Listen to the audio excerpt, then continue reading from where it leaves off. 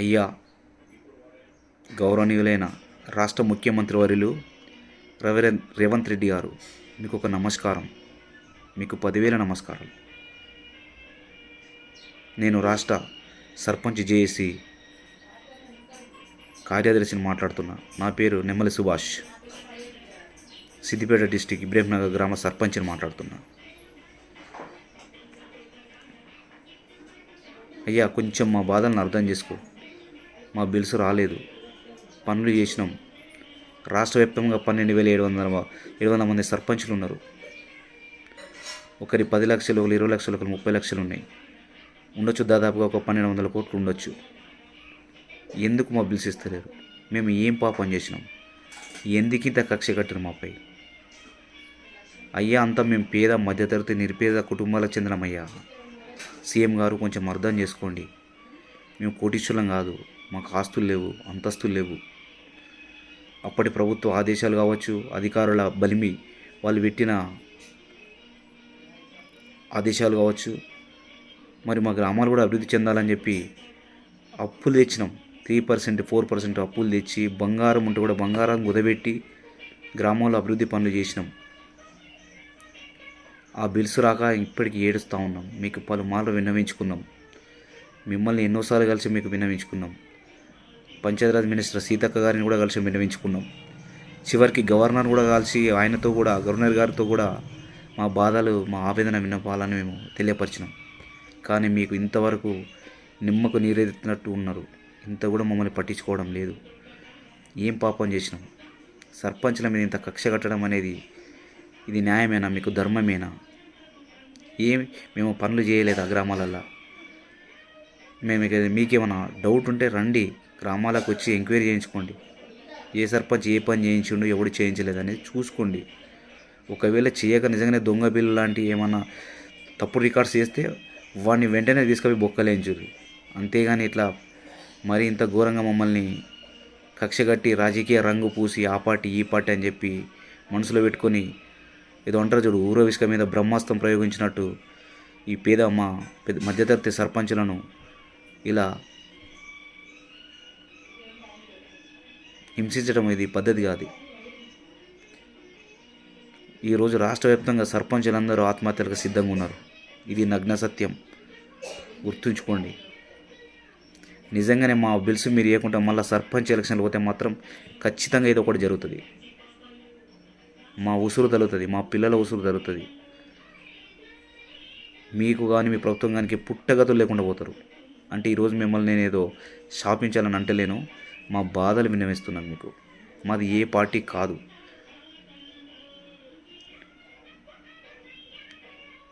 ఏ ప్రభుత్వం ఉంటే ఆ ప్రభుత్వంతో సర్పంచ్ అనుసంధానంగా ఉంటాడు. గ్రామాలు అభివృద్ధి చేసుకోవాలని అనుసంధానంగా ఉండి అభివృద్ధి చేసుకుంటారు. అంతే తప్ప దానికి ఈ పార్టీ ఆ పార్టీ అని రంగులు రుద్ది మమ్మల్ని కక్ష కట్టకు. మీకు తెలియదా? మీరు రాజకీయ దురంధరులు అమ్మాత్రం మీకు తెలియదా? మేము సర్పంచ్లం అన్నటోడు గ్రామంలో మా యొక్క సొంత మంచితనము, ఏ పార్టీ గుర్తు లేకుండా సొంత గుర్తుపై గెలుస్తాం. తెలుసు, మీకు విషయం కూడా తెలుసు కదా. మరి అలాంటప్పుడు ఎందుకు మమ్మల్ని ఇంత హింసించడం? ఏ పైసలు లేవా? ఇన్ని కోట్లు ఖర్చు చేస్తలేరా? బడా కాంట్రాక్టర్ బిల్స్ ఇవ్వలేదా? ఆ ప్రభుత్వంలో చేసిన బడా కాంట్రాక్టర్ బిల్స్ ఇవ్వలేదా? చెప్తారా మీరు? రాష్ట్ర మీడియా ముందు వచ్చి చెప్పగలరా? వాళ్ళకి ఇస్తారు. మాలాంటి పేద మధ్యతరగతి సర్పంచులను ఈరోజు హింసిస్తారు. ఇది ఎంతవరకు సబబు? ఇది న్యాయం అవుతుందా? మీకు ధర్మం అవుతుందా? ప్రజాపాలన అన్నారు. సరే, మీ ప్రజాపాలన గురించి మాకు సంబంధం లేదు. మీరు ఏ పాలన చేస్తారో ఎట్లా చేస్తారో మాకు సంబంధం లేదు. కానీ మేము చేసిన పనులకైతే బిల్స్ ఇవ్వాలి కదా. ఏం పాపం చేసినాం ఇంతగానో మమ్మల్ని మీరు ఇబ్బంది గురి చేస్తారు? నిజంగా చెప్పాలంటే రాష్ట్ర వ్యాప్తంగా తప్పకుండా ఆత్మీయతలు సిద్ధంగా ఉన్నారు సర్పంచులు. మా చావులకు కారకుడైన సీఎంగా చరిత్రలో నిలిచిపోయే పరిస్థితి వస్తుంది మీకు. ఇది గుర్తుపెట్టుకోండి. ఒక్కొక్క సర్పంచ్ను టచ్ చేయండి, చెప్తారు వాళ్ళ పరిస్థితి, వాళ్ళ బాధలు. ఎదురు చూస్తున్నారు, ఇవ్వాలిస్తుడో రేపిస్తుడో ఎదురు చూస్తున్నారు. నిజంగానే ఇవ్వకుండా మీరు సర్పంచ్ ఎలక్షన్లు పోతే మాత్రం ఖచ్చితంగా రాష్ట్ర వ్యాప్తంగా సర్పంచులు ఆత్మహత్యలకు సిద్ధంగా ఉన్నారు. ఇది గుర్తుపెట్టుకోండి. ఇది హెచ్చరిస్తున్నాం, మీకు ముందు జాగ్రత్త చెప్తా ఉన్నాం. అప్పుడు మా పిల్లలు మా మా భార్య పిల్లలు వచ్చి మీ ఇంటి ముందు కూర్చుంటారు. చరిత్రలో నిలిచిపోతావు నువ్వు. ఇది కరెక్ట్ కాదు. ఈ రాజ్యాంగంలో రాసి ఉందా? ఒక ప్రభుత్వం వచ్చిన తర్వాత ఒక ప్రభుత్వంలో చేసిన బిల్లులకు ఇంకో ప్రభుత్వం వచ్చిన తర్వాత బిల్లు చేయొద్దని ఏ రాజ్యాంగంలో ఏమైనా రాసి ఉందా? ఇవ్వకూడదని ఏమైనా రాసి ఉందా? చెప్పు, రాసి ఉందా అట్లేమన్నా?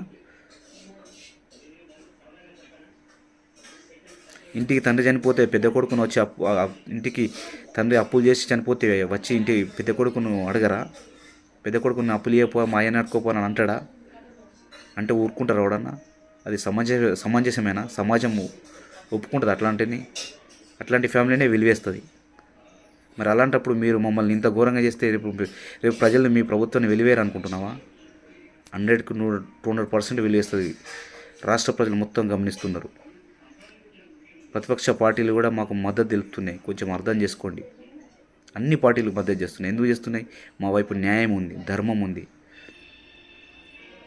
కొంచెం గుర్తు చేసుకోండి మీరు. ఇది పద్ధతి కాదు. ఇప్పటికైనా మా బాధను అర్థం చేసుకొని అతి త్వరలో మా బిల్స్ మాకు ఇయ్యండి.